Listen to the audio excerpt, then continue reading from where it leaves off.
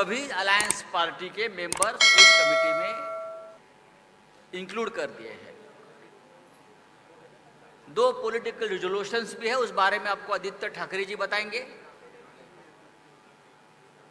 और जिस तरह से ये इंडिया गठबंधन की ताकत बढ़ रही है, जैसे मैंने कल कहा कि 2024 का चुनाव हम जीतने जा रहे हैं, और मैंने ये भी कहा गठबंधन की तरफ से अब इंडिया को हराना मुश्किल ही नहीं नामुमकिन है। इस प्रकार का एक मजबूत गठबंधन हमने बनाया है। लगभग सभी नेताओं ने इस चर्चा में पार्टिसिपेट किया है, अपने विचार भी व्यक्त किए हैं, कुछ सुझाव भी दिए हैं।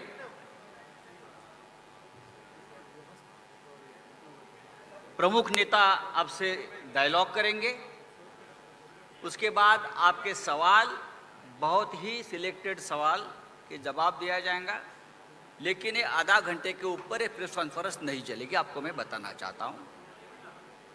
कमेटी का पूरा जो ब्यौरा है या पूरी कमेटी है उसका लिस्ट आपको दी जाएगी, यहाँ पढ़ने की ज़रूरत नहीं है। लेकिन जो मेन कमेटी है, कोऑर्डिनेशन कमेटी, 14 मेंबर, सिर्फ उसके नाम मैं आपके सामने पढ़ लेता हूँ। Shri K C. Venugopal, Indian National Congress. Shri Sharad Pawar ji, NCP. Shri T R. Baalu, DMK. Shri Hemant Soren, Jharkhand Mukti Morcha. Shri Sanjay Raut, Shiv Sena. Shri Tejashwi Yadav, RJD. Shri Abhishek Banerjee, TMC. Shri Raghav Chadha, already given, okay, print out already given, मुझे लगता है अब पढ़ने की जरूरत नहीं है। मैं अभी, यू आर नॉट रिसीव्ड, तो ठीक है। Tejashwi Yadav RJD, Abhishek Banerjee TMC, Raghav Chadha AAP, Javed Ali Khan Samajwadi Party, Lallan Singh Janata Dal United, D Raja CPI, Omar Abdullah National Conference, Mehbooba Mufti PDP, CPI M का नाम आ जाएगा, लेकिन बाकी जो कमेटी के जो नाम है आपके पास आ जाएंगे। मैं अब आज के जो स्पीकर्स हैं, मैं रिक्वेस्ट करूंगा इंडियन नेशनल कांग्रेस के अध्यक्ष हमारे नेता मल्लिकार्जुन खड़गे साहब को कि आप। नमस्ते, जय हिंद। आज इंडिया पार्टीज़ ने 3 रेजोल्यूशंस पारित करे हुए हैं, उसको मैं पढ़ के दिखाता हूँ। पहला रेजोल्यूशन ये है कि we the India parties hereby resolve to contest the forthcoming Lok Sabha elections together as far as possible. Seat sharing arrangements in different states will be initiated immediately and concluded at the earliest in a collaborative spirit of give and take. दूसरा resolution ये है, we the India parties hereby resolve to organize public rallies at the earliest in different parts of the country on issues of public concern and importance. और तीसरा resolution ये है, we the India parties hereby resolve to coordinate our respective communications and media strategies and campaigns on the theme of जुड़ेगा भारत जीतेगा India in different languages. Thank you. जय हिंद। और मैं धन्यवाद देना चाहता हूं। आज तीसरी मीटिंग संपन्न हुई और दिन ब दिन इंडिया मजबूत होते जा रहा है। ये बात भी सच है कि जैसे जैसे हम करीब आते जा रहे हैं, एक कदम आगे बढ़ते जा रहे हैं, तो इंडिया के विरोधी दल में घबराहट हो रही है। पहले हमें पूछा जा रहा था कि विपक्ष की एकजुट, और उसी वक्त हमने कहा था कि विपक्ष की एकजुट में नहीं मानता, हम सारे लोग देश प्रेमी हैं और हमारी एकता देश प्रेमियों की एकता है। और हमने हमारे अलायंस का जो नाम लिया है इंडिया, तो अब इंडिया के विपक्ष, इंडिया के विरोधी जो है, आप सभी जानते हैं वो कौन है। आज की मीटिंग में अच्छी चर्चा हुई, अच्छे डिसीजन लिए गए, कुछ कमिटीज बनाई गई और हम सारे लोगों ने तय किया है कि आने वाले चुनाव में हम तानाशाही के खिलाफ लड़ेंगे, हम जितने सारे जुमलेबाज हैं उनके खिलाफ लड़ेंगे, हम भ्रष्टाचार के खिलाफ लड़ेंगे। और एक बात मैं जरूर बताना चाहता हूं कि हम मित्र परिवारवाद के खिलाफ भी जरूर लड़ेंगे। और वो इसलिए कि मैंने बंगलोर में कहा था कि भारत मेरा परिवार है, हम सब भारतीय हैं तो सारा भारत मेरा परिवार है। परिवारवाद की अगर बात करें तो भारत परिवार छोड़कर इलेक्शन चुनाव के दरमियान एक नारा होता है, मैंने भी सुना था उस वक्त, सबका साथ सबका विकास। चुनाव जीतने के बाद जिन लोगों ने साथ दिया सबको लात और अपने मित्रों का विकास, ये मित्र परिवारवाद अब हम चलने नहीं देंगे। और ये लड़ाई दिन ब दिन तेज होती जाएगी। पूरी जनता जो गरीब है, एक डर है, मन में डर है, क्या होगा, अब सेशन होने जा रहा है, क्यों बुलाया है, क्या होगा, आधी रात कुछ एक घोषणा हो जाती है, आज से ये बंद, आज से ये चालू। तो ये जो डर है, सब लोगों को हम एक विश्वास दिलाना चाहते हैं कि डरिए मत, भय मुक्त भारत के लिए हम सारे लोग इकट्ठा आए हैं। और मुझे पक्का विश्वास है आप सभी तो साथ में हैं, क्योंकि आप भी देख रहे हैं, आपके माध्यम से बहुत सारी खबरें हम देख रहे हैं, सुन रहे हैं, कहाँ कहाँ कैसे अत्याचार हो रहा है और सरकार जो है कुछ नहीं कर रही। एलपीजी गैस सिलेंडर 200 रुपए से सस्ता जरूर किया, लेकिन 2014 में उसकी जो कीमत थी, उसके बाद आज तक कितना दाम बढ़ाया गया था, वो लोगों के समझ में आ गई ये बात। गैस सिलेंडर 200 रुपए से सस्ता किया, लेकिन बीच में 1000 रुपया महंगा किया, मतलब 5 साल लूट और इलेक्शन के वक्त छूट। तो ये सारी नीति अब हम बर्दाश्त नहीं करेंगे। गैस सिलेंडर सस्ता किया, लेकिन उसके ऊपर पकाएंगे क्या, दाल महंगी होती जा रही है, चावल ये वो सब रसोई की चीज़ें वो महंगी होती जा रही है। तो ऐसे बहुत सारे मुद्दे हैं, इस विषय पर हम सारे एकमत होकर लड़ेंगे। और जो हमने नारा दिया है, जुड़ेगा भारत जीतेगा इंडिया, वो इंडिया और भारत को हम जिताएंगे, जरूर जिताएंगे। और ये लड़ाई सिर्फ हम लोगों की नहीं, आप सभी की और देश के हर नागरिक की है। और सबको इस लड़ाई जीतने के लिए शुभकामनाएं देता हूँ। जय हिंद, जय महाराष्ट्र। मंच पर बैठे हुए सभी नेतागण, यहाँ पर पधारे हुए हमारे मीडिया के दोस्तों, सारे नाम लेने की वजह से यही बेहतर होगा कि जो कोई इस स्टेज पे बैठे हैं सभी को मैं नमस्ते करते हुए अपना 4 शब्द आपके सामने रखूंगा। आज की ये जो बैठक हुई, ये बहुत ही ठीक ढंग से सभी पार्टियों ने मिलके चलाया। इसका उद्देश्य क्या था, ये तो उद्धव ठाकरे जी ने कहा है और हम इसकी कोशिश बहुत दिन से कर रहे हैं। जब मैं बेंगलोर में था, उस वक्त भी जो वहाँ पर मीटिंग हो गई थी, इससे पहले पटना में हो गई थी, उसके पहले तैयारी के लिए हमने मेरे घर पर भी राहुल साहब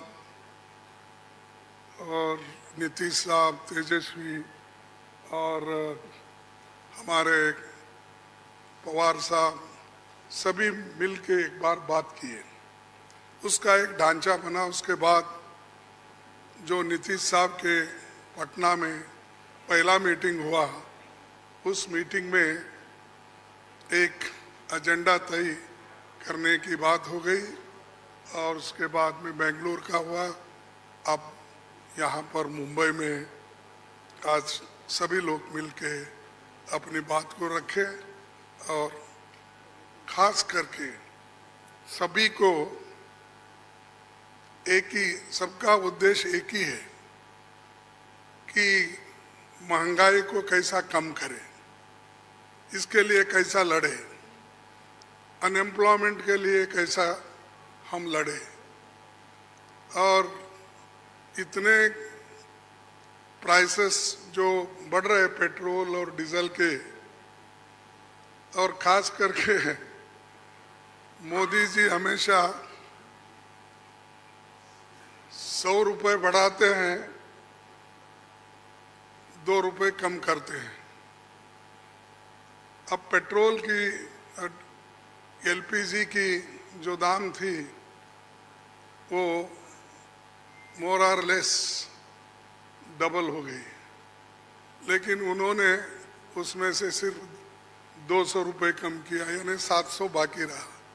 यानी पहला जो 55 रुपए में एक सिलेंडर मिलता था उसको उन्होंने अभी भी 70 रुपए में ही 70-75 में रखा, यानी कोई कम नहीं हुआ। पहले जो था उससे ज़्यादा बढ़ाए थे, उसको थोड़ा कम करके, लेकिन इससे लाखों रुपए उन्होंने कमाया। ये तो गरीबों से चोरी कर दिए और गरीबों के जो काटे, और लोगों को दिखाने के लिए 100-200 रुपए कम करना और कहना कि मैं गरीबों के लिए काम कर रहा हूँ। मोदी साहब गरीबों के लिए कभी भी काम नहीं करेंगे, ये यकीन मैं दिलाता हूँ, क्योंकि उनकी हमेशा यही रणनीति रही है कि गरीबों के खिलाफ काम करते हैं। बड़े बड़े उद्योगपति के साथ वो मिलजुल के चलते हैं। और यहाँ पर तो कल ही एक रिपोर्ट आपके सामने राहुल गांधी जी ने रखा था, अडानी की संपत्ति बढ़ गई कैसी, बढ़ाए कौन, और कैसा आज कम से कम 75,000 करोड़ रुपए गरीबों के जो पैसे थे उनके जेब में कैसा गया, ये सारी चीज़ें उन्होंने बताया।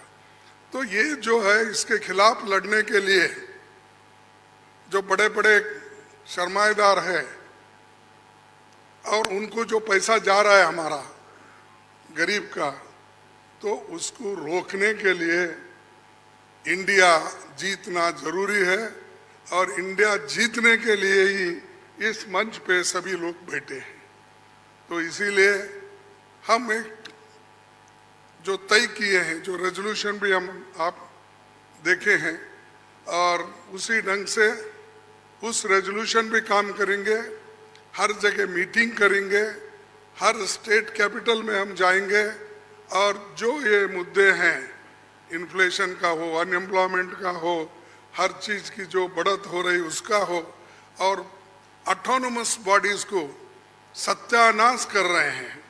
और चाहे ईडी, सीबीआई, विजिलेंस, हर एक ऑटोनोमस बॉडी का मिसयूज कर रहे हैं।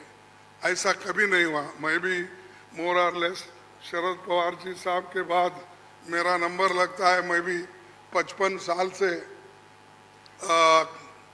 पॉलिटिक्स में हूँ और 52 साल से एमएलए, एमपी, राज्यसभा का मेंबर हूँ। मैं ऐसा नहीं देखा, कोई ऐसा चीफ मिनिस्टर किया नहीं ऐसा। लेकिन आज मोदी सडनली और एक बात की कि बिजनेस एडवाइजरी कमेटी को नहीं पूछे, अपोजिशन लीडर को भी नहीं बुलाए, किसी को बुलाए बगैर वो पार्लियामेंट का डेट देकर स्पेशल सेशन बुला रहे हैं। अरे स्पेशल सेशन, मणिपुर जल रहा था तो आपने नहीं बुलाया, कोविड के वक्त नहीं बुलाया, जब आप चाइना अपनी जमीन हड़प कर ले रही है, कब्जा कर ली है, उसके लिए नहीं बुलाया। लोग तंग और तबाह, इसमें ये हमारा नोटबंदी के वक्त परेशान थे, माइग्रेंट वर्कर परेशान, उस वक्त नहीं बुलाया। जब जब मुल्क अपने मुश्किल में रहता उस वक्त उन्होंने कभी नहीं बुलाया। अब क्यों बुलाया मुझे मालूम नहीं, आज का एजेंडा क्या है उनका मालूम नहीं। तो ये देश चलाने की रीत नहीं है, ये आहिस्ता आहिस्ता डिक्टेटरशिप की तरफ जा रहे हैं। और ये ध्यान में रखना चाहिए कि कभी वो मीडिया उनके साथ है, वो एक उनके दिमाग में है, प्रेस मीडिया हो, टीवी हो, ये सारी चीज़ें मेरे पास है, ये उनका कहना है। और हमको कभी कभी ऐसा दिखता भी है, माफ़ करो क्योंकि मैं ऐसा बोल रहा हूँ समझ के, आप गुस्से में आके हमारे खिलाफ मत लिखो। तो जो कुछ है वस्तु स्थिति, आपको भी मुंह को ताला लगाया, हाथ बंद दिए आपके भी लिखने के, ये सारी चीज़ें कर रहे हैं और आहिस्ता आहिस्ता डिक्टेटर के तरफ वो जा रहे हैं। तो हम इसके खिलाफ लड़ने के लिए, उनके विचारधारा के खिलाफ लड़ने के लिए, उनके जो कुछ भी ये करप्शन, बड़े करप्शन, उनके जो इंस्टीट्यूशनल करप्शन होते हैं, ऐसा छोटा मोटा करप्शन वो नहीं करते, लोगों को नहीं दिखना वो पूरा। लेकिन सीएजी रिपोर्ट में दिखाया है कितने करोड़ घपले हो गए हैं। तो उनका करप्शन इनविजिबल है और वो हमेशा अपनी बात ये कहते हैं कि मैं ये किसी को न खाऊंगा न किसी को खाने दूंगा। लेकिन खाने तो सबको दे रहे हैं, अपने को जो चाहते हैं उनको तो दे रहे हैं, लेकिन लोगों को भूखे मार रहे हैं, लोगों को कुछ नहीं दे रहे। तो इसके लिए हम आवाज़ उठाए और उसके तहत हम काम करना है। आगे भी हमारी कहाँ मीटिंग होगी हम तय करने वाले हैं, जल्द से जल्द वो भी मीटिंग होगी। और बाकी के जो विषय हम आपके सामने रखे हैं मुद्दे, उनके ऊपर हम लड़ते रहेंगे। वो डराने की कोशिश करते हैं, हम डरेंगे नहीं, ये हमारा वायदा है। और हम हमेशा लड़ते रहेंगे और जीतते रहेंगे। और आज मुंबई में जो हमारे महाराष्ट्र विकास आघाड़ी जो ये स्टेप लेकर हमको बुलाए हैं, उद्धव जी लीड लिए हैं और बाकी कांग्रेस पार्टी और एनसीपी सभी ने मिलके ये जो एक यहाँ पर कार्यक्रम रखा और बहुत यशस्वी हुआ। इसलिए मैं उन महाराष्ट्र विकास आघाड़ी के सभी नेताओं को धन्यवाद देता हूँ और आप सभी को भी मैं धन्यवाद देता हूँ, क्योंकि आगे की और भी मीटिंग्स हैं, वो डेट टाइम सभी बताएंगे और कहाँ मीटिंग हमारी होगी। बहुत से 5-6 जगह पब्लिक मीटिंग होगी, वो भी हम आपको बताएंगे और काम करते रहेंगे और मजबूती के साथ काम करते रहेंगे। इसको ढीला करने की कोशिश मोदी जी कितना भी कोशिश करे, हम वो डरने वाले नहीं हैं। इसीलिए मैं इतना ही कहूँगा कि उन्होंने तो हमेशा मोदी जी झूठ बोलते ही रहते हैं, लेकिन लोग उनको सच समझते हैं। लेकिन अभी भी मराठी में कहावत है, खोटा बोला पण रेटून बोला, तो ऐसा उनका है। इसीलिए सब झूठ बोलते जाते हैं, लोगों में भ्रम डालते हैं। तो वो सबको हमको एक्सपोज करना है, हम करते रहेंगे। धन्यवाद। तो आप सब लोगों को मालूम है कि आज तीसरी मीटिंग हुई है। इसके पहले 2 मीटिंग हो चुकी है और सबके बारे में आपसे चर्चा की जा चुकी है और बहुत अच्छे ढंग से कल से ही बातचीत हुई और आज मीटिंग हो गई। और पहले आपको चीज़ों के बारे में अनाउंस कर दिया गया कि इन सब चीज़ों के बारे में तय हो गया है और अब नियमित रूप से अब जगह जगह जा करके हम लोग अपना प्रचार प्रसार का काम करते रहेंगे। तो ये सब आज तय हो गया, इसलिए इसके बारे में आपको बता दिए और बड़ी खुशी की बात है।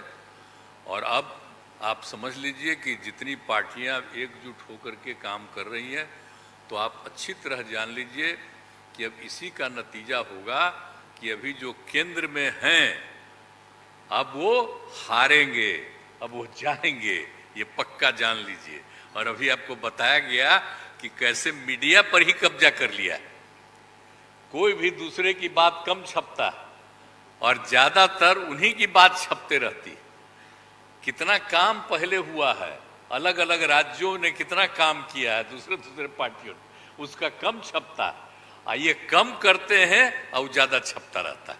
तभी तो आप लोगों पर कब्जा न है जी, तब तो उपाय है। और जब एक बार उनसे मुक्ति मिलेगी तो आप सब प्रेस वाले आजाद होइएगा और जो आपको उचित लगेगा वही लिखिएगा और वही बोलिएगा। ये बहुत जरूरी है। अगर प्रेस के लोग कुछ लिखते हैं कहीं क्या काम हो रहा है, क्या ठीक नहीं हो रहा है, वो जब लिखते हैं तो उसका असर जनता पर कितना पड़ता है।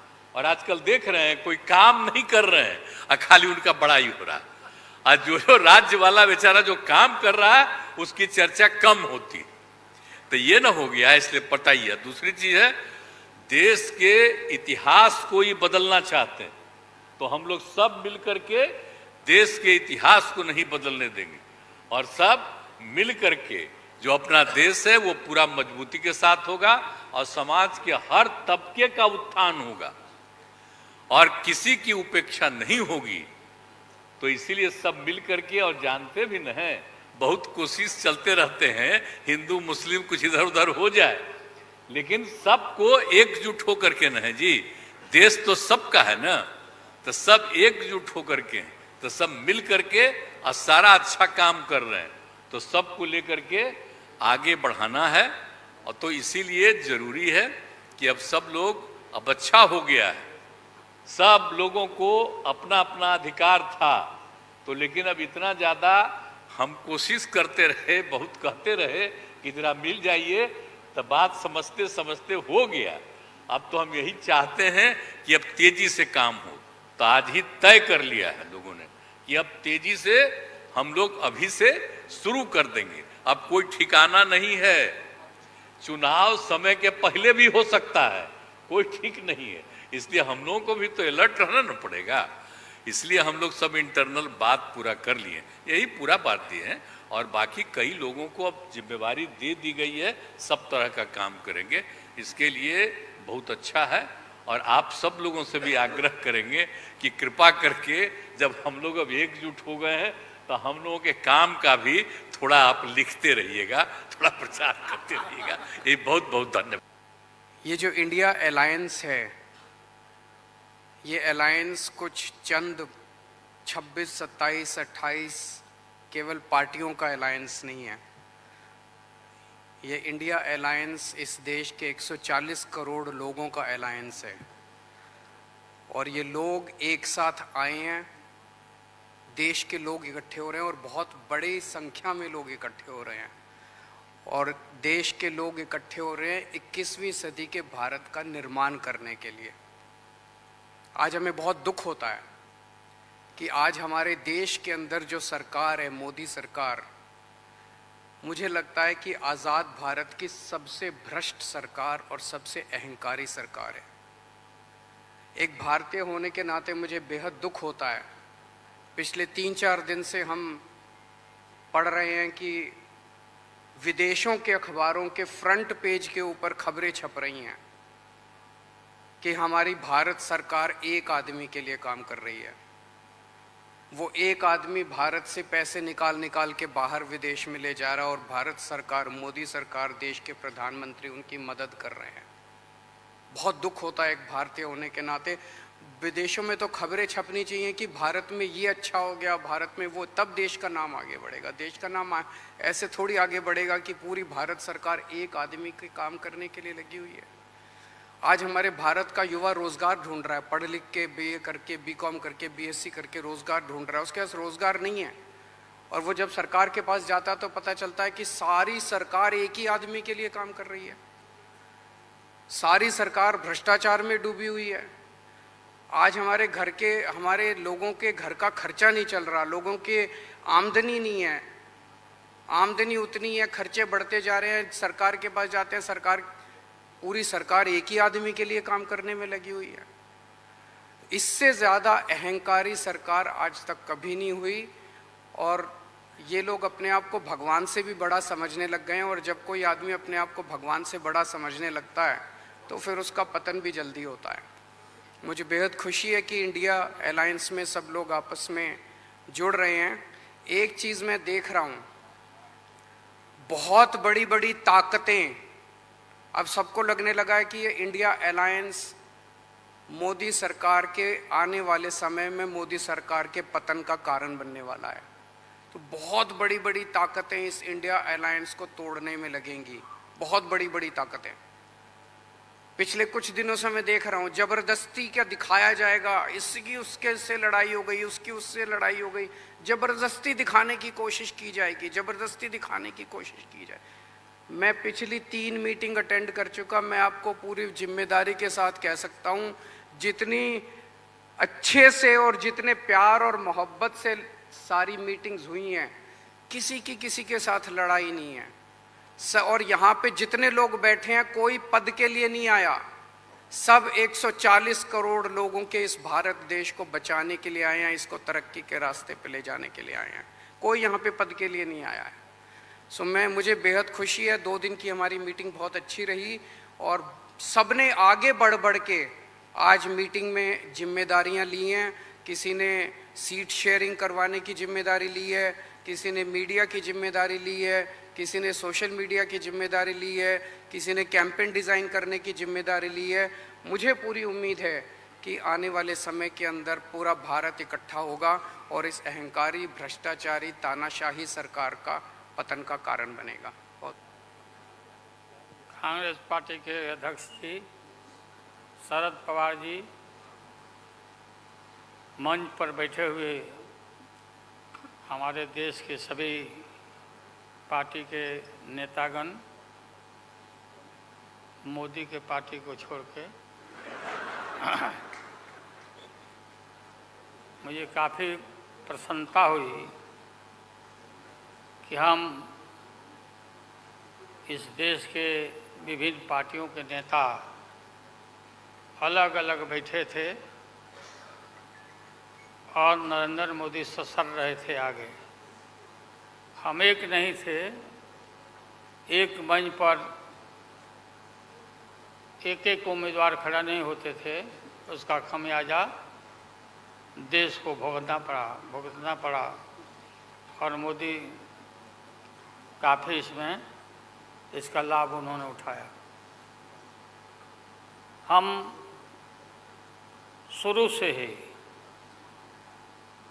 यह लड़ाई लड़ते रहे हैं कि भाजपा हटाओ देश बचाओ। भा मने भाजपा, ज मने जलाओ और पा मने पार्टी, बोलते रहते थे। ये बात सही हो रहा, सही निकल रहा। इस देश में माइनॉरिटी सुरक्षित नहीं है। क्या क्या हुआ आपको मालूम होगा इस देश में, क्या हो रहा है कि आज हमारे अल्पसंख्यक भाई सुरक्षित नहीं है, महसूस नहीं कर रहे हैं। अच्छा, देश में गरीबी बढ़ रही है, महंगाई बढ़ रही है। 60 रुपया किलो भिंडी हो गया, भिंडी। टमाटर का जो हाल है सो जानते ही हैं, जबकि टमाटर में कोई स्वाद भी नहीं है इनके राज में।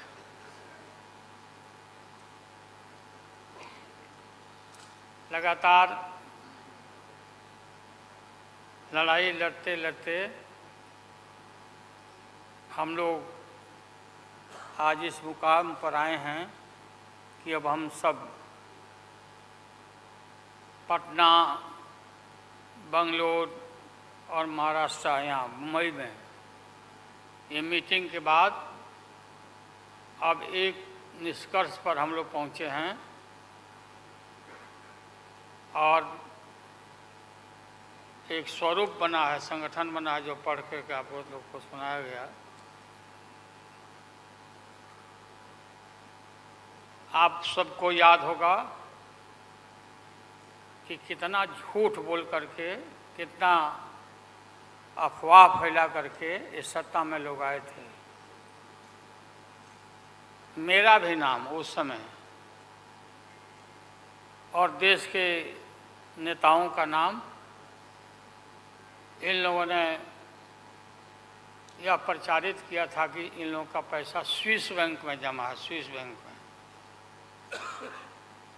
और मोदी जी बोले कि हम आएंगे और स्विस बैंक का पैसा ला करके हम देश के तमाम लोगों को, हर के को खाता खुलवाया कि 5-5 लाख रुपया जमा करेंगे, 15-15 लाख रुपया। हम भी झांसा में आ गए और हमने भी अपना खाता खुलवाया। मेरे 7 बेटियां 2 बेटा और पति पत्नी दोनों मिला के 11 हो जाते हैं। देखा कि भाई 15 से गुना कर दीजिए, पैसा काफ़ी मिल जाएगा। हमने तो पशुपालन में कोई बेईमानी शैतानी भ्रष्टाचार नहीं किया जो भ्रष्टाचार नरेंद्र मोदी कर रहे हैं, करा रहे हैं। सारे देश भर के लोग खाता खुलवा दिया, सब गरीब गुरबा आदमी प्रचारित करवाया इन लोगों ने। और मिला क्या, सो देश के लोगों को मालूम होगा, आप लोगों को भी मालूम होगा, आप लोग में वैसे भी खुलवाए होंगे आप लोग पर प्रेस के लोग भी, कि हो सकता है भाई मिल जाए, पैसा है देश का तो मिल जाए, वापस आ जाए। एक पैसा नहीं, सब इन्हीं लोगों का पैसा था। अभी काफ़ी जय जयकार हो रहा, होना चाहिए, वैज्ञानिकों का होना चाहिए। चंद्रयान पर लोग गए, सब घूमे फिरे लोग, हमारे वैज्ञानिक, देश का नाम ऊंचा हुआ। अब हमने सुना है कि मोदी जी अब ये सोच रहे हैं, और इसीलिए पहले ही लोकसभा का मीटिंग भी सुना है, बुला दिया है। हमने ये सुना, किसी जिम्मेवार आदमी ने कहा कि भाई हम लोग तो अब इतना देश के वैज्ञानिक आगे देश को ऊंचा कर दिए, दुनिया में नाम हो गया। हम अपील कर रहे हैं इसरो के वैज्ञानिकों से, अपने देश के वैज्ञानिकों से, कि भाई मोदी जी को पीछे नहीं रहना चाहिए। इनको चंद्रलोक से की बात छोड़ो, अब सूर्यलोक पर इनको पहुंचाओ। नरेंद्र मोदी पहुंच तो जाओ, हाँ, दुनिया भर में नाम हो जाएगा मोदी जी का। अमेरिका सब देश कहाँ पीछे छिटा जाएगा। राहुल गांधी जी घूमते रहते हैं अमेरिका में, कई देश में घूमे, इनको अवसर मिला है। तो ये भी देख लेगा कि भाई मोदी जी सचमुच में देश का नाम करने के लिए अब ये चल पड़े हैं आगे। दशहरा के बाद इसकी तैयारी कर लें, हमारी शुभकामना है कि चले जाएं। इतनी गरीबी है, गुरबा लोग हैं, बेकारी है, चारों तरफ फैला हुआ है, और बोलते हैं कि देश आगे बढ़ गया, कि देश आगे बढ़ गया। देश के नेताओं को कोई भी ऐसा नेता नहीं छूटा है जिसको ईडी में, सीबीआई में ये ना फंसाए हों, सबको फंसा के। ये हम देखते थे, पहले के ज़माना में सुनते थे कि जो बड़े लोग होते थे, सामंती लोग होते थे, वो गरीबों को और मिडिल क्लास के लोगों को मुकदमा में फंसा के और शासन करते थे। वही इनकी आदत हो गई है, और हम लोग डरने वाले नहीं हैं। हमने अपना किडनी ट्रांसप्लांट कराया है, कोई शौक से नहीं कराया है। डॉक्टरों ने कहा कि करा लो भाई। हमारी बेटी सिंगापुर में रहती है, उसने अपना एक किडनी दान दे दिया, जीवन दान दिया हमारी बेटी। और वहाँ इतना हम अपना शरीर का ऑपरेशन कराए हुए हैं, कोई ठिकाना नहीं। और पहले इस रोग के अलावा एशियन हार्ट इंस्टीट्यूट, डॉक्टर पंडा है यहाँ, नामी ग्रामी सर्जन हैं, 5-6 हमारा ऑपरेशन हो चुका है। लेकिन आप सबका आशीर्वाद और कृपा है कि हम जीवित हैं, और हम आगे भी, हम काफ़ी, मेरा हौसला मजबूत है कि हम रहेंगे, और मोदी जी को हटा के ही हम दम लेंगे हम लोग। इसलिए हम लोगों ने संकल्प लिया है, बिल्कुल और सुन ले मोदी जी, अब आप समझ लेना कि पहले से मैं आपसे लड़ते आ रहा हूँ, गुजरात के युद्ध के लड़ाई राइट के समय से आपके और आपके गुरु, कौन अध्यक्ष है वो? हाँ? नहीं नहीं, उनके पार्टी के अध्यक्ष जी हैं। अडवाणी जी को तो गिरफ्तार किया था, वो नहीं भाई। अरे अभी जो है मौजूद अमित शाह, बताओ ही कहाँ के शाह नेता हो गए, कब का संघर्ष किया हुआ भाई।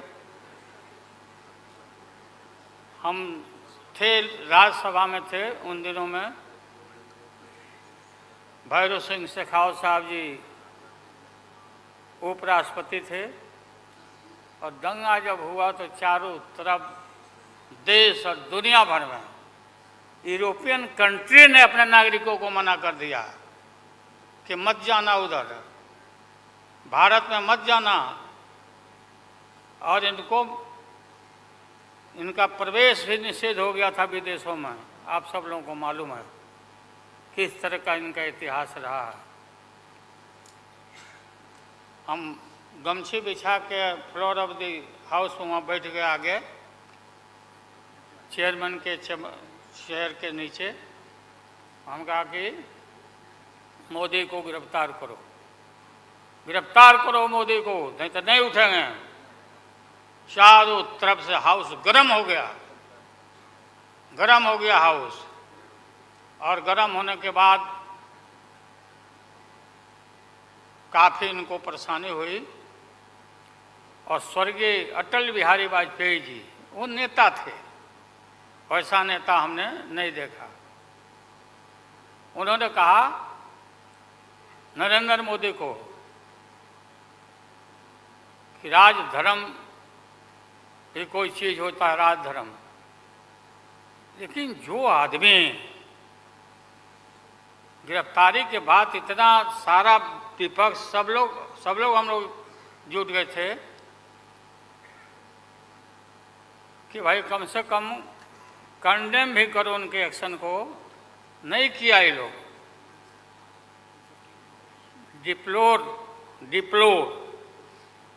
डिप्लोर मतलब किया कि वो भी नहीं, अंदर से नहीं निकला इन लोगों को कि हम निंदा करें, इतने बड़े नरसंहार हुआ था, क्या क्या हुआ उसको दोहराने की जरूरत नहीं है। हम सब लोग ज़्यादा भाषण नहीं, भाषण का तो मेरा, हमारे दीदी भी यहाँ बैठी हुई है, ममता दी निकल गई, अच्छा चले। तो सारे जो उस समय लोग थे हमारे साथी, बालू जी भी निकल गए। हाँ हाँ गए, प्लेन है तो हम भी, मेरा भी प्लेन अभी निकल गया। हम क्यों पीछे रहे, हम भी निकल जाते हैं। फ्लाइट का टाइम आ गया। तो आप सभी पत्रकार भाइयों को मैं प्रणाम करता हूँ, सलाम करता हूँ, आदाब करता हूँ। हम सब एक हैं और एक होकर के हम लोग इस लड़ाई को लड़ रहे हैं। और राहुल गांधी जी को भी हम काफ़ी मजबूती के साथ विश्वास हम लोग दिलाते हैं कि हम सब एकजुट हो करके सभी लोगों को एकोमोडेट करके आगे सीट शेयरिंग अब शुरू होगा, सीट शेयरिंग। और सीट शेयरिंग में हम लोग सब लोग सफल होंगे, कोई दिक्कत कठिनाई नहीं होगी, कहीं कोई हर्डल नहीं होगा।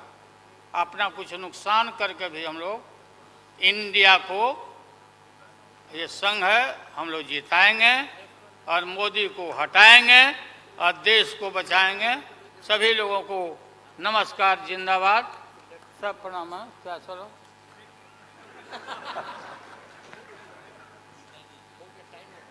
टाइम भी हो गया, तो नमस्ते सब लोगों को, प्रणाम। पवार साहब के लिए भी हम लोगों की शुभकामना है। आप पुराने नेता हैं, डटे रहिएगा, अपना पार्टी को मजबूत रखिए, हम लोग आपके साथ हैं। Well, you've heard the basic decisions here. India, this alliance is met, it is expanded. There are two more parties that have joined, and we think that more will join. And we have worked out the understandings on the basis of which the seat sharing will be done at the state levels. State level seat sharing, all the discussions will take place at the state level. अच्छा बताइए Lalu ji, Lalu ji,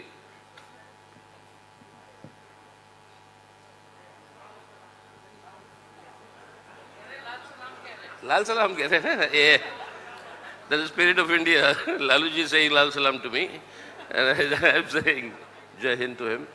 So that at the state level, we'll work out the adjustments, seat adjustments, etc. State to state, it will vary. But the general overall understanding is very clear. We're all united here in order to save the character of the Indian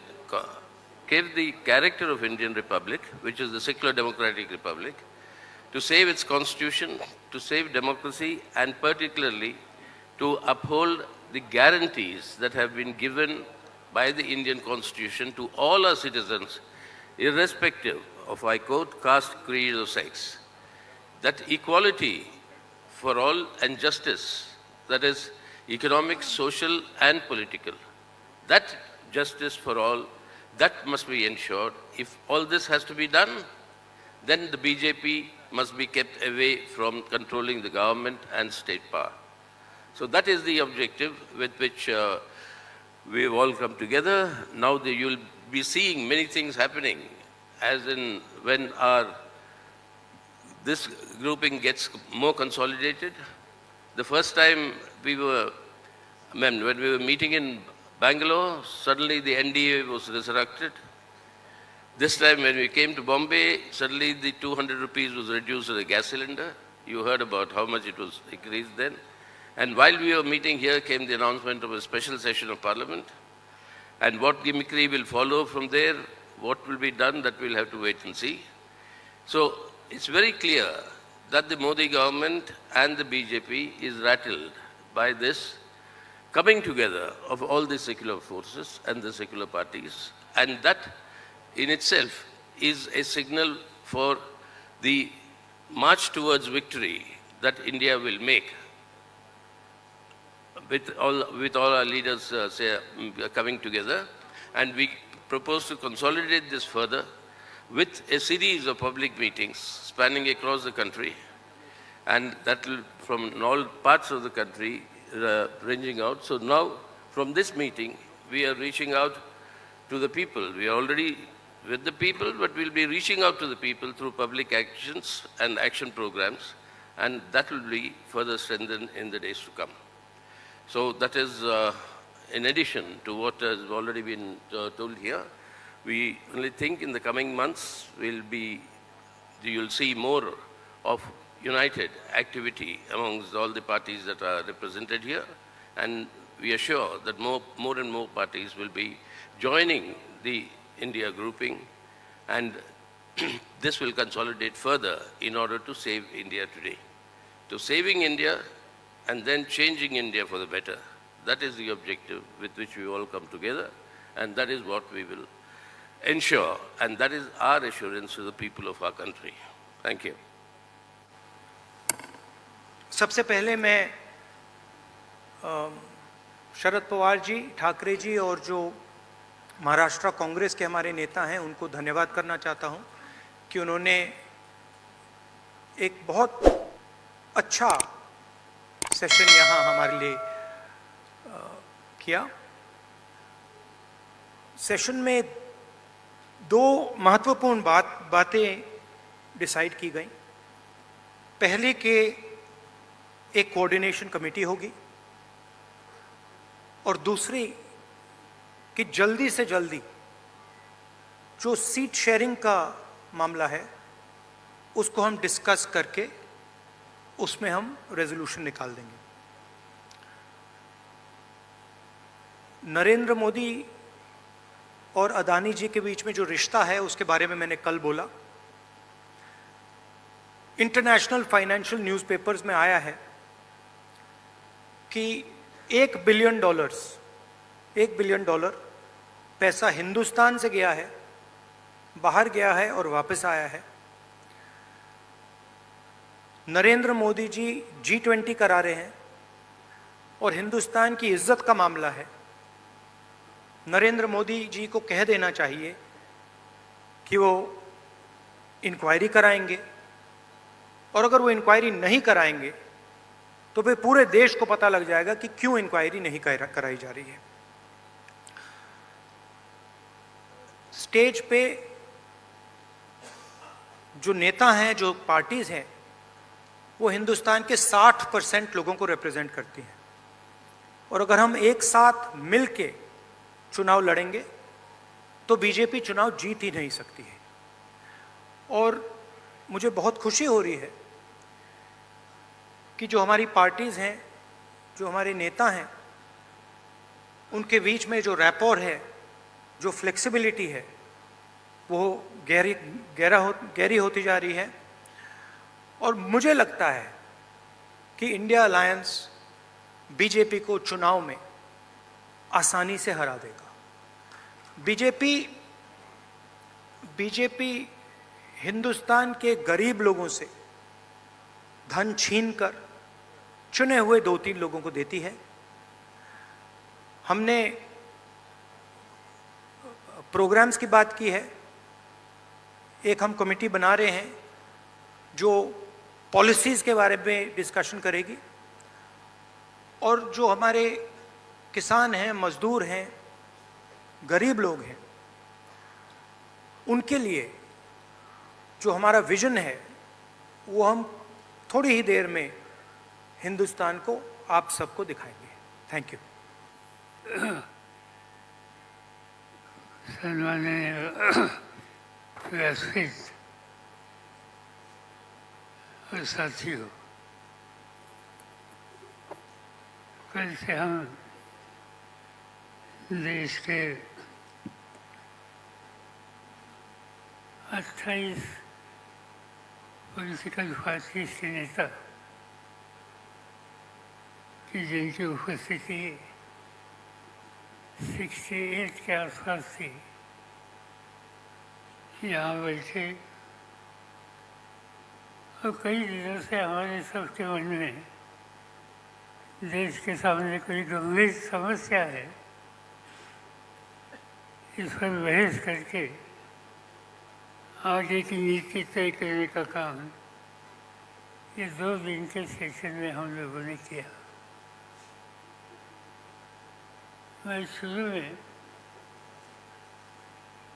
सभी political party जो बाहर से यहाँ आए, इनके यहाँ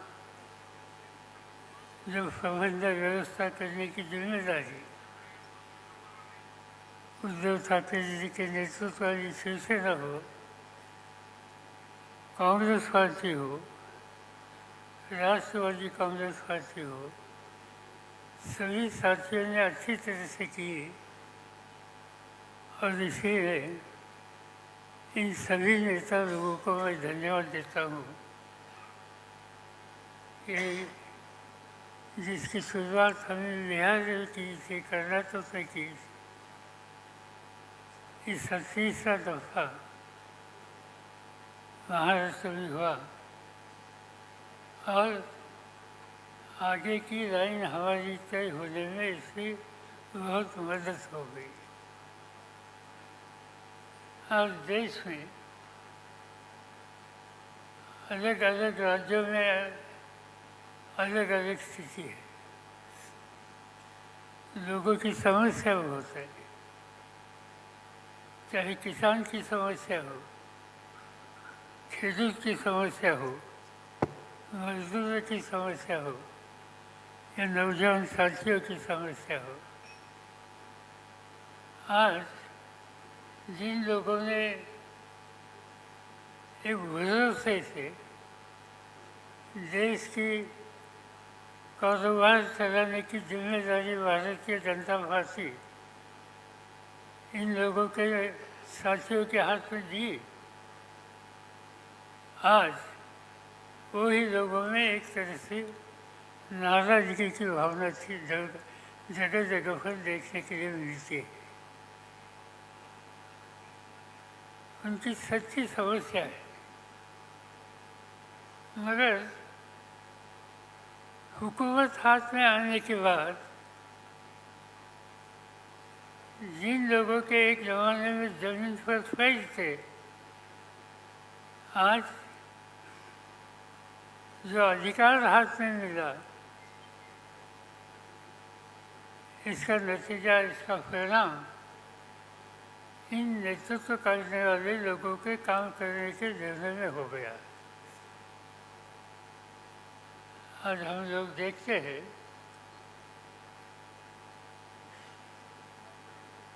कि राजनीति में राजनीतिक दल मिलकर काम करने की तैयारी करते हैं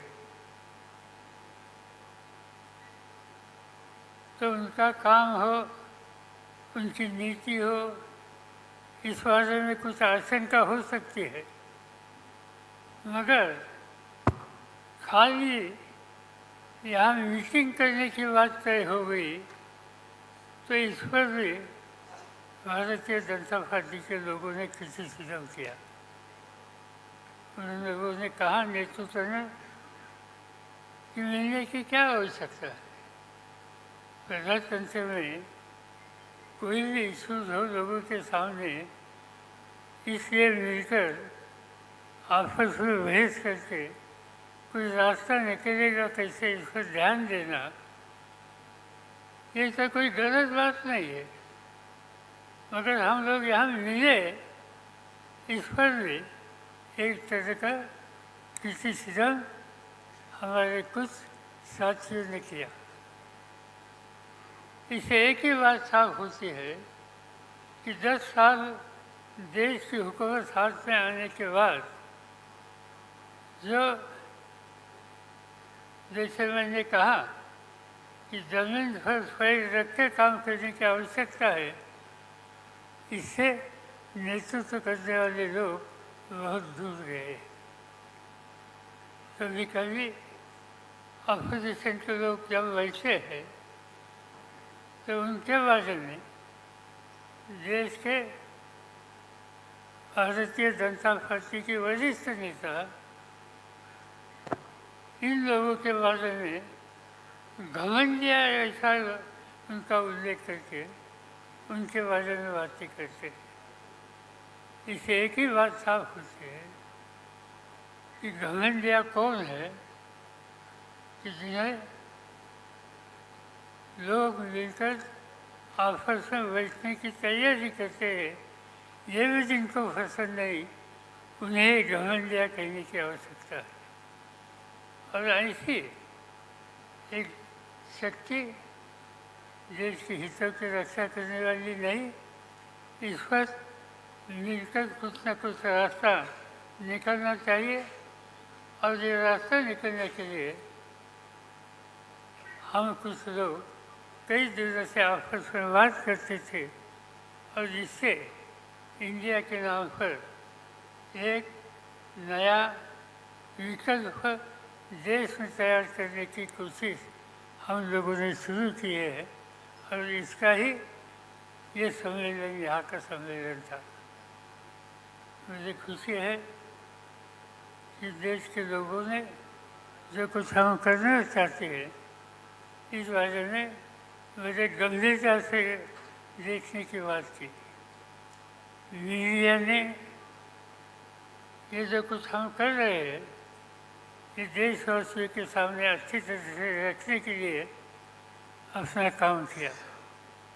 मैं इतना ही आपको वायदा करता हूँ, हम रुकेंगे नहीं, हम गलत रास्ते पर जाएंगे नहीं। गलत रास्ते पर जो आ रहे हैं उनको ठीक रास्ते पर लाने के लिए और ठीक रास्ते पर आते नहीं तो उन्हें दूर करने के लिए जो कोई करने की आवश्यकता है वो हम कंधे को कंधे मिलाकर मिलकर हम करेंगे और देशवासियों के सामने एक साफ सुथरा प्रशासन देने की जो आवश्यकता है इसके लिए जो कुछ करना होगा वही करेंगे, इतना मैं कहना चाहता हूँ।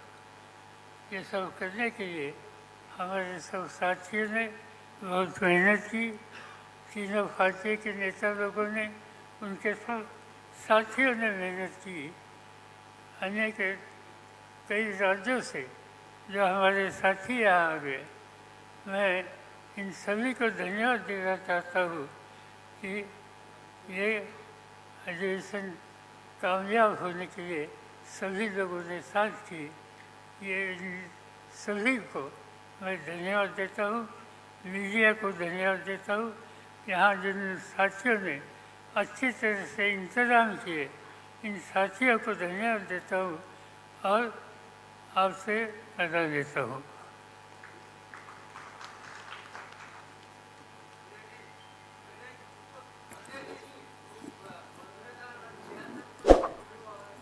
अब no question answer, thank you very much.